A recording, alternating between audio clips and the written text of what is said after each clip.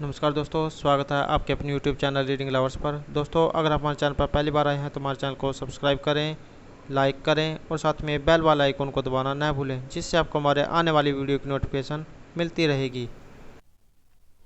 नमस्कार दोस्तों, स्वागत है आपके अपने YouTube चैनल रीडिंग लवर्स पर। दोस्तों, इस वीडियो में हम करेंगे सर्वोच्च न्यायालय से संबंधित महत्वपूर्ण प्रश्नों को जो आपके आगे आने वाले एग्जाम के लिए महत्वपूर्ण होंगे।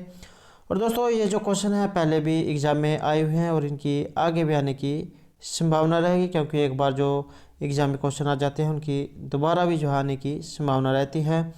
और दोस्तों, अगर आपने हमारी पहले वाली वीडियो नहीं देखी है तो इसे आप ऊपर कोने में आई बटन पर क्लिक करके देख सकते हैं। और इस वीडियो की जो PDF है आप हमारे टेलीग्राम ग्रुप से भी प्राप्त कर सकते हैं। उसका लिंक आपको नीचे डिस्क्रिप्शन में मिल जाएगा, या जो हमारे चैनल की प्लेलिस्ट है वहाँ पर जाकर अब तक की जितनी भी वीडियो इन सभी का आप देख सकते हैं। तो दोस्तों, इस वीडियो में हम महत्वपूर्ण जो है 81 प्रश्नों करेंगे, तुम्हारे साथ अंत तक बने रहिएगा। दोस्तों, वीडियो कुछ लंबी हो सकती है, लेकिन जो क्वेश्चन हैं सभी महत्वपूर्ण रहेंगे और पहले भी जाए इनमें से एग्जाम में पूछे गए हैं। तो हमारा फर्स्ट क्वेश्चन है, भारतीय संविधान के किस भाग में संघीय न्यायपालिका का उल्लेख है? राइट आंसर की अगर बात करें, ऑप्शन डी जो हमारा यहाँ पर राइट आंसर रहेगा, भाग 5 में। और रेलवे का जो एग्जाम था 2003 में, उसमें जो क्वेश्चन आया हुआ था। नेक्स्ट क्वेश्चन हमारा, संविधान के व्याख्याकार और संरक्षक। यहाँ पर जो संविधान है इसके व्याख्याकार और संरक्षक इनमें से कौन है? राइट आंसर जो ऑप्शन सी रहेगा, सर्वोच्च न्यायालय जो है ये संविधान के व्याख्याकार और संरक्षक है। नेक्स्ट क्वेश्चन है, भारतीय संविधान की व्याख्या करने का मुख्य अधिकारी। तो यहाँ पर भारत का जो संविधान है इसकी व्याख्या करने का मुख्य अधिकारी इनमें से कौन है? ये रहेंगे सर्वोच्च न्यायालय। राइट आंसर रहेगा ऑप्शन डी। नेक्स्ट क्वेश्चन रहेगा, निम्नलिखित में से किसके अंतर्गत भारत में सर्वप्रथम सर्वोच्च न्यायालय की स्थापना हुई है? वेरी वेरी इंपॉर्टेंट क्वेश्चन रहेगा। तो यहाँ पर किसके अंतर्गत सर्वोच्च न्यायालय की स्थापना हुई है? राइट आंसर ऑप्शन ए रहेगा, रेगुलेटिंग एक्ट जो 1773 है इसके अंतर्गत जो सर्वोच्च न्यायालय की स्थापना हुई है। नेक्स्ट क्वेश्चन रहेगा, भारत के जो सर्वोच्च न्यायालय इसकी स्थापना हुई थी। यहाँ पर जो हमारा राइट आंसर है ऑप्शन सी रहेगा, भारत सरकार अधिनियम 1935 के अधीन। नेक्स्ट रहेगा, मूल रूप से संविधान में जो सर्वोच्च न्यायालय इसमें मुख्य न्यायाधीश के अतिरिक्त कितने न्यायाधीशों की व्यवस्था थी? तो जो मूल रूप से जो संविधान जो था इसमें सर्वोच्च न्यायालय में मुख्य न्यायाधीश के अतिरिक्त कितने न्यायाधीशों की जो इसमें व्यवस्था थी? तो सी आंसर रहेगा ऑप्शन बी, 7। नेक्स्ट क्वेश्चन रहेगा, वर्तमान में जो सर्वोच्च न्यायालय इसमें मुख्य न्यायाधीश के अतिरिक्त कितने न्यायाधीशों का जो प्रावधान है ये किया गया है? तो राइट आंसर रहेगा ऑप्शन डी, 33। नेक्स्ट रहेगा, उच्चतम न्यायालय के न्यायाधीशों की संख्या में वृद्धि करने की शक्ति किसके पास है? वेरी वेरी इंपॉर्टेंट क्वेश्चन रहेगा। तो उच्चतम न्यायालय के जो न्यायाधीश हैं इनकी संख्या में वृद्धि करने की जो पावर है, शक्ति, इनमें से ये किन के पास है? तो ये रहेगी संसद के पास। राइट आंसर ऑप्शन सी रहेगा। नेक्स्ट क्वेश्चन रहेगा, यहाँ पर सर्वोच्च न्यायालय के जो न्यायाधीश हैं इनकी निम्न में से कौन सी अर्हता होनी चाहिए? अर्थात अगर कोई व्यक्ति सर्वोच्च न्यायालय का न्यायाधीश बनना चाहता है तो उसके पास जो है इनमें से कौन कौन सी जो योग्यताएं होनी चाहिए? राइट आंसर ऑप्शन डी रहेगा, इनमें से सभी। तो वह किसी एक या अधिक उच्च न्यायालय में लगातार कम से कम 5 साल तक जो है न्यायाधीश के रूप में कार्य कर चुका हो, वह किसी एक या अधिक उच्च न्यायालय में लगातार 10 वर्षों तक अधिवक्ता रह चुका हो, और वह पारंगत विधि वेता हो। नेक्स्ट क्वेश्चन रहेगा, उच्चतम न्यायालय का जो मुख्य न्यायाधीश है इसकी नियुक्ति कौन करता है? वेरी वेरी इंपॉर्टेंट क्वेश्चन रहेगा। उच्चतम न्यायालय के जो मुख्य न्यायाधीश है इसकी नियुक्ति इनमें से कौन करता है या किसके द्वारा की जाती है? तो राष्ट्रपति के द्वारा जो है इनकी नियुक्ति की जाती है। और दोस्तों, अगर आपने राष्ट्रपति, प्रधानमंत्री, मुख्यमंत्री, उप मुख्यमंत्री इनसे संबंधित हमारी पहले वाली वीडियो नहीं देखी है तो उसे जो है हमारे चैनल की जो प्लेलिस्ट है वहाँ पर जाकर देख सकते हैं। इन सभी से संबंधित जितने भी महत्वपूर्ण क्वेश्चन बनते हैं सभी जो हमारे द्वारा वहाँ पर कराए गए हैं। नेक्स्ट क्वेश्चन रहेगा, भारतीय जो उच्चतम न्यायालय इसके न्यायाधीशों की नियुक्ति इनमें से कौन करता है? यहाँ पर जो हमारा राइट आंसर है ये ऑप्शन ए रहेगा, अर्थात राष्ट्रपति। नेक्स्ट क्वेश्चन रहेगा, भारत के जो कार्यवाहक या मुख्य न्यायाधीश जो है इनकी नियुक्ति इनमें से कौन करता है, तो ये की जाती है राष्ट्रपति के द्वारा। नेक्स्ट क्वेश्चन है हमारा, राष्ट्रपति सर्वोच्च न्यायालय के अन्य न्यायाधीशों की नियुक्ति इनमें से किससे परामर्श करता है। अगर राष्ट्रपति जो है सर्वोच्च न्यायालय के न्यायाधीशों की नियुक्ति करता है तो इनमें से किसके साथ जो है परामर्श करेगा। यहाँ पर जो हमारा राइट आंसर है ऑप्शन ए रहेगा, सर्वोच्च न्यायालय के मुख्य न्यायाधीश के साथ जो है विचार विमर्श करेगा और उसके बाद जो है नियुक्ति होती है। नेक्स्ट क्वेश्चन है ये जो सर्वोच्च न्यायालय है इसमें जो तदर्थ जो न्यायाधीशों हैं इनकी नियुक्ति किस देश के न्यायिक प्रणाली से प्रेरित है। तो यहाँ पर जो सर्वोच्च न्यायालय है इसमें न्यायाधीशों की नियुक्ति किस देश के संविधान से ली गई है या प्रेरित है। यह रहेगी फ्रांस के संविधान से। राइट आंसर रहेगा यहाँ पर ऑप्शन डी। अगला क्वेश्चन है, भारत का जो संविधान है इसमें तदर्थ न्यायाधीशों की नियुक्ति का प्रावधान है। यहाँ पर जो सी आंसर है ये ऑप्शन डी रहेगा, उपयुक्त सभी अर्थात सर्वोच्च न्यायालय, उच्च न्यायालय और जनपद और सत्र न्यायालय में।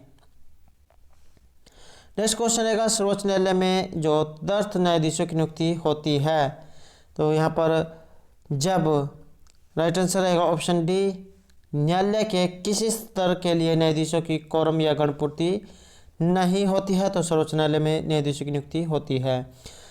नेक्स्ट क्वेश्चन रहेगा, सर्वोच्च न्यायालय में तदर्थ न्यायाधीशों की नियुक्ति कौन करता है। वेरी वेरी इंपॉर्टेंट क्वेश्चन रहेगा।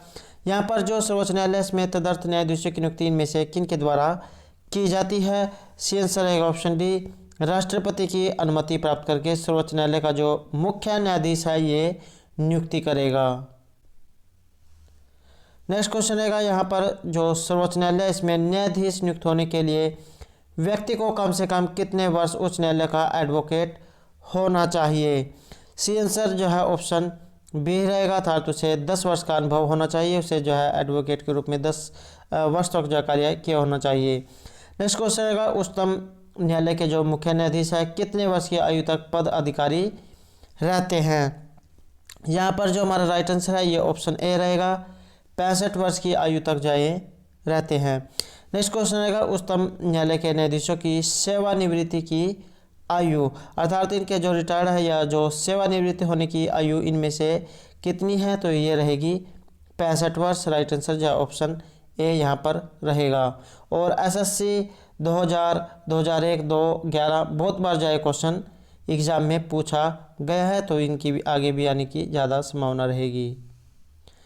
नेक्स्ट क्वेश्चन रहेगा, यहाँ पर जो सर्वोच्च न्यायालय है का न्यायाधीश कितनी आयु तक कार्यरत रहता है। तो सर्वोच्च न्यायालय का न्यायाधीश कितनी आयु तक जो है कार्यरत रहता है, यह रहेगा इनमें से कोई नहीं, अर्थात जो 65 वर्ष के बाद जो है वो रिटायर हो जाता है। नेक्स्ट रहेगा, सर्वोच्च न्यायालय के न्यायाधीशों को उसके पद से केवल किन प्रमाणित आधारों के आधार पर हटाया जा सकता है। सी आंसर रहेगा ऑप्शन सी, उपयुक्त दोनों कदाचार और असमर्थता के आधार पर जो है सर्वोच्च न्यायालय के न्यायाधीश को पद से हटाया जा सकता है। नेक्स्ट क्वेश्चन रहेगा हमारा, सर्वोच्च न्यायालय के जो न्यायाधीश है इसको कदाचार और असमर्थता के प्रमाणित आधारों पर संसद किस तरह महाभियोग का प्रस्ताव पारित कर सकती है। यहाँ पर अगर हम राइट आंसर की बात करें ऑप्शन सी हमारा यहाँ पर राइट आंसर रहेगा, संसद के दोनों सदनों के द्वारा अलग अलग अपने कुल सदस्यों की संख्या के बहुमत तथा उपस्थित एवं मतदान करने वाले सदस्यों की 2/3 बहुमत प्रस्ताव के द्वारा, तो उनका जो है 2/3 बहुमत होना जरूरी है, तभी जो है उस पद से हटाया जा सकता है। नेक्स्ट क्वेश्चन है, सर्वोच्च न्यायालय के जो न्यायाधीश हैं इनके विरुद्ध महाभियोग का प्रस्ताव पारित हो जाने पर पदच्युति का जो आदेश कौन जारी करता था। पद से हटाने का जो आदेश है इनमें से किसके द्वारा जारी किया जाता है। ये जो है राष्ट्रपति आदेश जारी करता है। राइट आंसर जो ऑप्शन बी रहेगा। नेक्स्ट क्वेश्चन रहेगा, उच्चतम न्यायालय के जो पहले न्यायाधीश हैं इनका नाम क्या है जिनके खिलाफ स्वतंत्र भारत में संसद में महाभियोग का जो प्रस्ताव है ये पेश किया गया था। यहाँ पर जो अगर हम राइट आंसर की बात करें ऑप्शन बी जो हमारा राइट आंसर रहेगा, जस्टिस रामास्वामी ऐसे न्यायाधीश थे जिनके खिलाफ स्वतंत्र भारत में संसद में महाभियोग का प्रस्ताव पेश किया गया था। नेक्स्ट क्वेश्चन रहेगा, सर्वोच्च न्यायालय के जो मुख्य न्यायाधीश हैं इनका प्रति माह कितना वेतन मिलता है। वेरी वेरी इंपॉर्टेंट क्वेश्चन रहेगा। सर्वोच्च न्यायालय के जो मुख्य न्यायाधीश हैं उनको प्रति माह कितना वेतन मिलता है। राइट आंसर रहेगा ऑप्शन सी 2,80,000 रुपये जो इनको प्रति माह सैलरी वेतन मिलता है। नेक्स्ट क्वेश्चन है सर्वोच्च न्यायालय के जो अन्य न्यायाधीश हैं उनको कितना वेतन चाहे मिलता है। मुख्य न्यायाधीश को 2,80,000 रुपये और जो अन्य जो न्यायाधीश हैं उनको प्रति माह कितना वेतन मिलता है, तो उनको मिलता है 2,50,000 रुपये। नेक्स्ट क्वेश्चन है राष्ट्रपति और जो उपराष्ट्रपति हैं इनकी अनुपस्थिति में राष्ट्रपति के कार्यों का निर्वहन कौन करता है। अगर किसी कारणवश से राष्ट्रपति और उपराष्ट्रपति अनुपस्थित हो तो उनके बाद जा कौन कार्य को करेगा। यहाँ पर जो अगर राइट आंसर की बात करें ऑप्शन सी हमारा राइट आंसर रहेगा।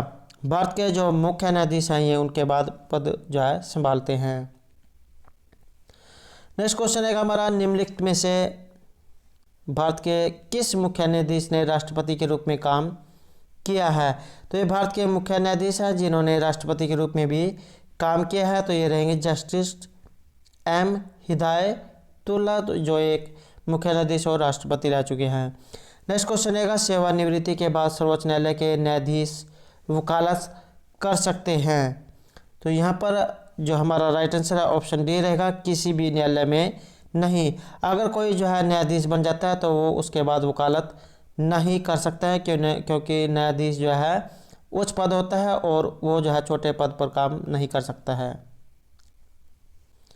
नेक्स्ट क्वेश्चन है सर्वोच्च न्यायालय के जो अधिकार क्षेत्र है इसमें वृद्धि करने का अधिकार इनमें से किसे प्राप्त है। तो सर्वोच्च न्यायालय का जो अधिकार क्षेत्र है इसमें अगर इसमें वृद्धि करनी है तो इसको जो अधिकार है ये संसद के पास रहेगा। राइट आंसर जो है ऑप्शन सी यहाँ पर रहेगा।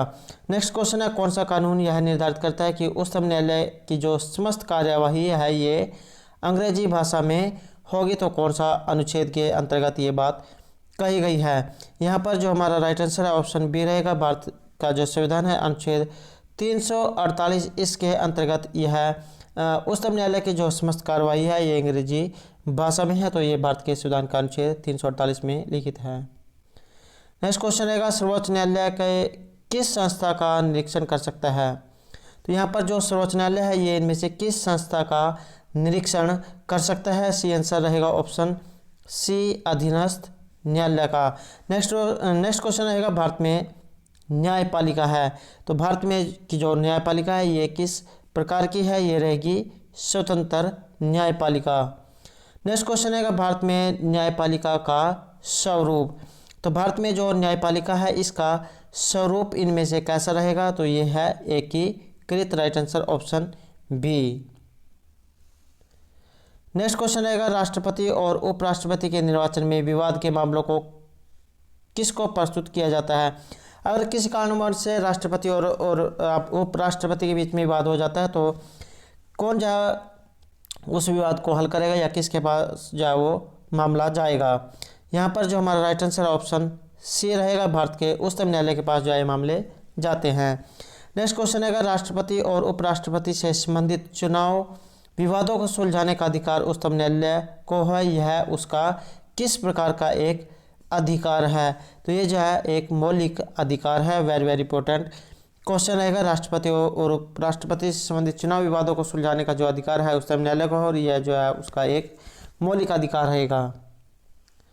नेक्स्ट क्वेश्चन रहेगा राष्ट्रपति कानूनी मामलों में किससे परामर्श ले सकता है। अगर राष्ट्रपति को किसी जगह कानूनी मामले कोई परामर्श सलाह मशवरा लेना है तो इनमें से किसके साथ जो है सलाह मशवरा करेगा। राइट आंसर जो है ऑप्शन डी सर्वोच्च न्यायालय के साथ। नेक्स्ट क्वेश्चन है उच्चतम न्यायालय को परामर्शदात्री बनाया गया है, तो किस अनुच्छेद में ये लिखित है। सी आंसर जो ऑप्शन सी रहेगा। अनुच्छेद 143 के अनुसार जो है उच्चतम न्यायालय को परामर्शदात्री बनाया गया है। नेक्स्ट क्वेश्चन रहेगा यहाँ पर न्यायिक जो पुनर्अवलोकन है इसका अधिकार इनमें से किसे है। राइट आंसर ऑप्शन बी रहेगा, उच्चतम न्यायालय को। नेक्स्ट क्वेश्चन है भारत में जो न्यायिक पुनरीक्षण है इसकी शक्ति का प्रयोग किया जाता है। राइट आंसर जो है ऑप्शन ए रहेगा, केवल सर्वोच्च न्यायालय के द्वारा। तो भारत में न्यायिक पुनरीक्षण की शक्ति का जो प्रयोग है ये केवल सर्वोच्च न्यायालय के पास रहेगा। नेक्स्ट क्वेश्चन है उच्चतम न्यायालय के न्यायिक पुनरीक्षण का कार्य का क्या अर्थ है?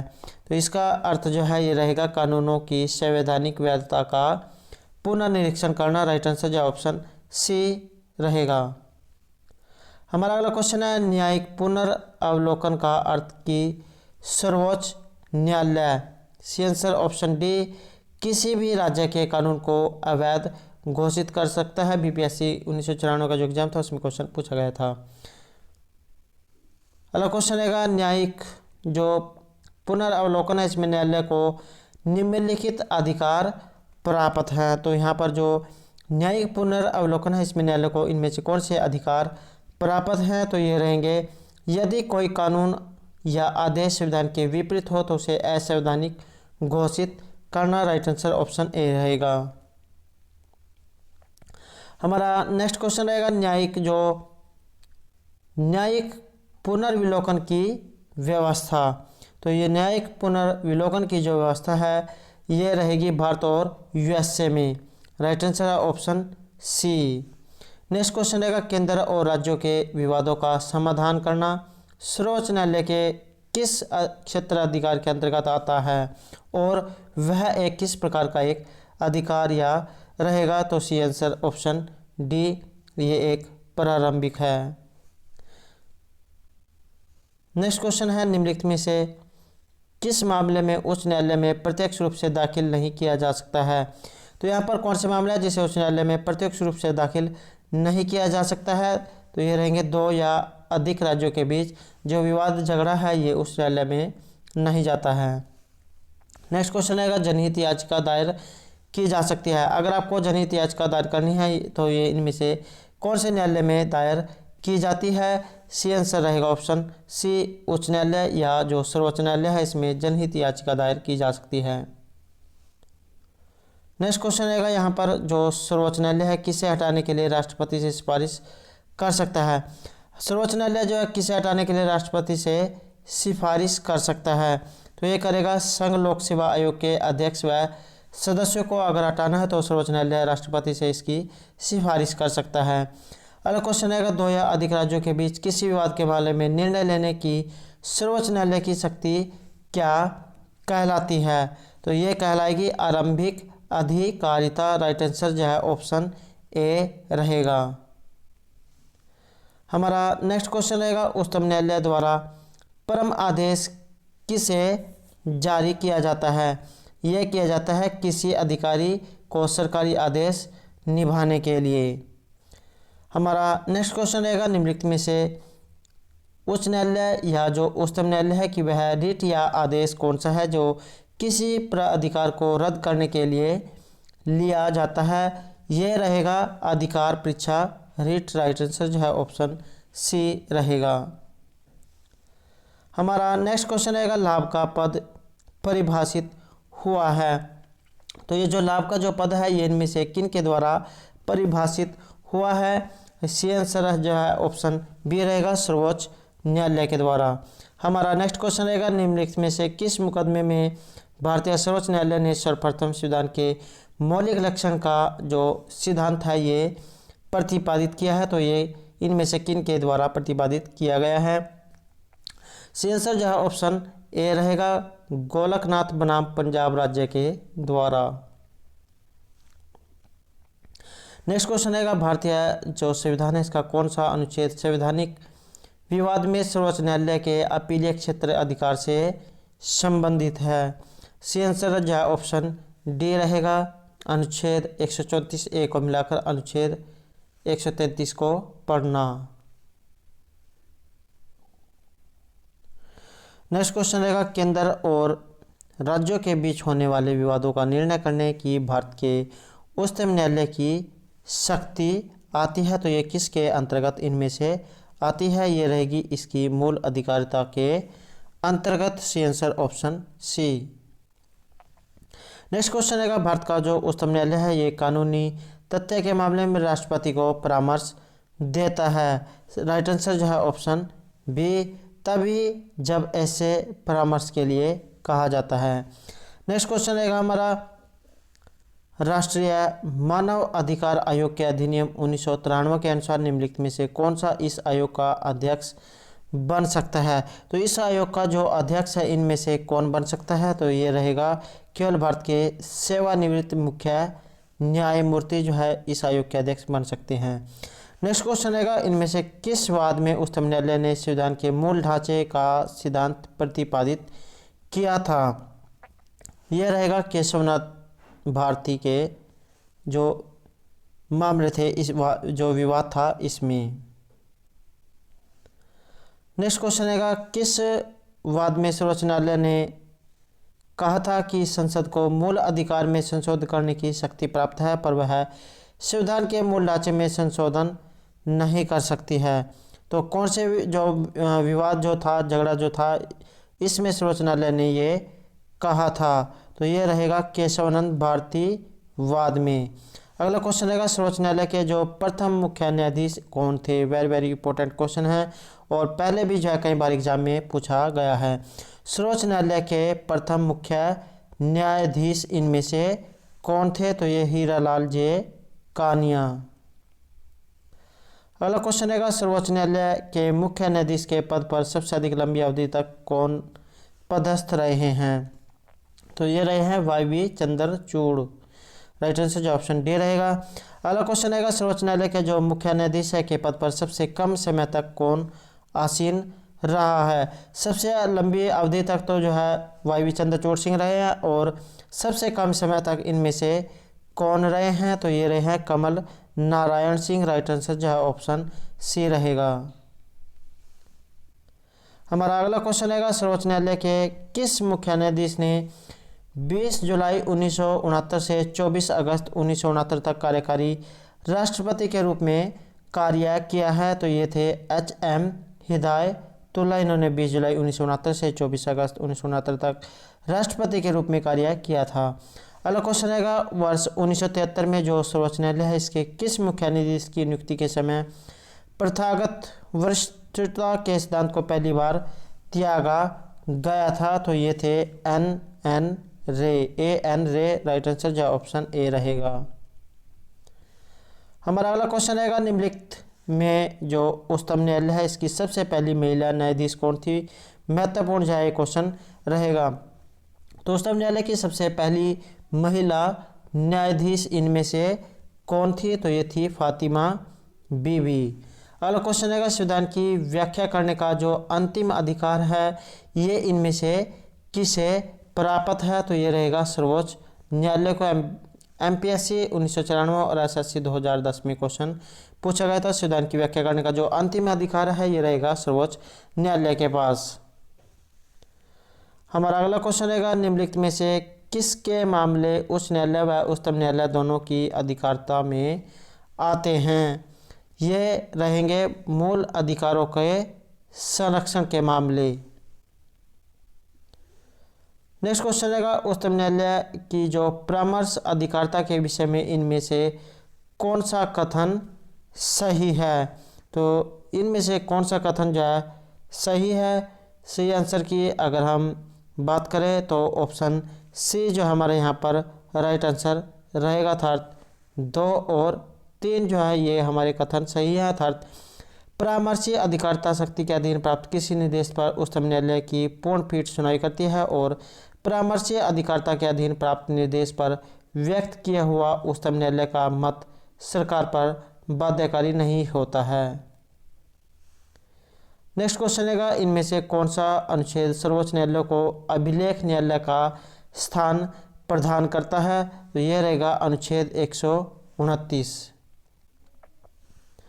नेक्स्ट क्वेश्चन रहेगा, निम्नलिखित में से सबसे पहली महिला वकील जिनको सीधे उच्चतम न्यायालय के न्यायाधीश के रूप में नियुक्त किया गया था। वेरी वेरी इंपॉर्टेंट क्वेश्चन रहेगा। RRB 2018 का ये जो एग्जाम था उसमें क्वेश्चन पूछा गया था कि सबसे पहली महिला वकील इनमें से वो कौन सी है। यहाँ पर जो राइट आंसर है ये ऑप्शन डी रहेगा। इंदु मल्होत्रा ऐसी पहली महिला वकील है जिनको सीधे उच्चतम न्यायालय के न्यायाधीश के रूप में नियुक्त किया गया था। अगला क्वेश्चन रहेगा, परामर्शदायी अधिकार क्षेत्र के अंतर्गत उच्चतम न्यायालय किसी विधि के प्रश्न या जनता के लिए विशेष महत्व के तथ्य पर परामर्श देता है जो उसे भेजा जाए। राइट आंसर है ऑप्शन डी, राष्ट्रपति के द्वारा। नेक्स्ट क्वेश्चन रहेगा, जब जब भारतीय न्यायिक पद्धति में लोकहित मुकदमा बिल जो है ये लाया गया, तब भारत के मुख्य न्यायमूर्ति इनमें से कौन थे? तो ये थे PN भगवती। अगला क्वेश्चन रहेगा, सर्वोच्च न्यायालय में न्यायाधीश नियुक्त होने के लिए व्यक्ति को कम से कम कितने वर्ष उच्च न्यायालय का एडवोकेट होना जरूरी है? तो ये रहेगा 10 वर्ष। राइट आंसर जो ऑप्शन बी। नेक्स्ट क्वेश्चन रहेगा, सर्वोच्च न्यायालय के जो न्यायाधीश है भारत के राष्ट्रपति के द्वारा हटाए जा सकते हैं। तो सर्वोच्च न्यायालय के न्यायाधीश भारत के राष्ट्रपति के द्वारा हटाए जा सकते हैं संसद में महाभियोग प्रस्ताव पारित होने पर। राइट आंसर रहेगा ऑप्शन डी। और वेरी वेरी इंपॉर्टेंट क्वेश्चन रहेगा। हमारा नेक्स्ट क्वेश्चन रहेगा, भारत में सबसे बड़ा अपीलीय न्यायालय इनमें से कौन सा है? तो सबसे बड़ा जो अपीलीय न्यायालय है ये रहेगा उच्चतम न्यायालय। Right answer option C. Next question है, भारत के उच्चतम न्यायालय को इनमें से कौन से अधिकार प्राप्त हैं? ये रहेंगे प्रारंभिक, अपीलीय और परामर्शदायी क्षेत्र अधिकार। नेक्स्ट क्वेश्चन है, भारत में किस संवैधानिक पद पर कोई महिला नहीं रही है? तो ये है उच्चतम न्यायालय के मुख्य न्यायाधीश जिस पर कोई भी महिला नहीं रही है। ये जो SSC का जो एग्ज़ाम था उसमें क्वेश्चन पूछा गया था। नेक्स्ट क्वेश्चन रहेगा, इनमें से फैसले भारत के बाकी सभी न्यायालयों को मान्य होते हैं। तो किसको, कौन से जो है ये रहेंगे? राइट आंसर है ऑप्शन ए।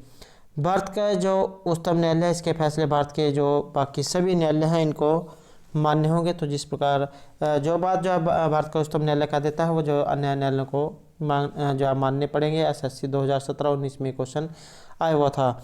नेक्स्ट क्वेश्चन रहेगा, सर्वोच्च न्यायालय के जो जज हैं उनका वेतन किससे आहरित होता है? अर्थात कहाँ से उनको जो वेतन मिलता है? तो ये मिलता है भारत की जो संचित निधि होती है वहाँ से सर्वोच्च न्यायालय के जो जज हैं उनको वेतन मिलते हैं। नेक्स्ट क्वेश्चन रहेगा, निम्नलिखित में से कौन से उच्चतम न्यायालय की आरंभिक अधिकारिता में आते हैं? तो सर्वोच्च न्यायालय की जो आरंभिक अधिकारिता है इसमें कौन से आते हैं? तो ये रहेंगे, राइट आंसर जो है ऑप्शन सी यहाँ पर रहेगा, 1 और 4। और IAS 2012 का जो एग्ज़ाम था उसमें क्वेश्चन पूछा गया था। तो दोस्तों ये थे हमारे आज के सर्वोच्च न्यायालय से संबंधित कुछ महत्वपूर्ण क्वेश्चन जो आपके आगे आने वाले एग्जाम के लिए महत्वपूर्ण रहेंगे। और दोस्तों अगर आपने अभी तक हमारे चैनल को सब्सक्राइब नहीं किया तो सब्सक्राइब कर ले, साथ में जो बेल वाला आइकॉन है उसे जरूर दबाएं जिससे जो आपको हमारे आने वाली वीडियो की नोटिफिकेशन मिलती रहेगी। और दोस्तों हमारे साथ अंत तक बनाने के लिए धन्यवाद।